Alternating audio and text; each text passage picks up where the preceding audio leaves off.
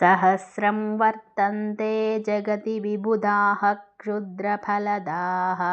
न मन्ये स्वप्ने वा तदनुसरणं तत्कृतफलं हरिब्रह्मादीनामपि निकटभाजामसुलभं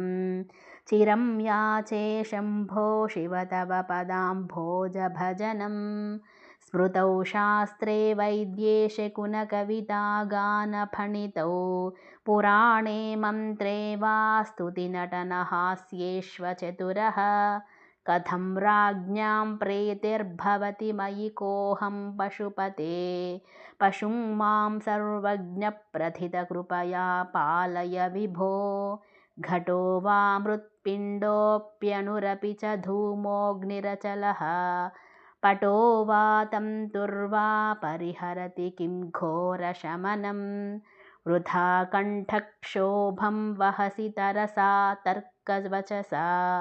पदाम्भोजं शम्भोर्भज परमसौख्यं व्रजसुधीः।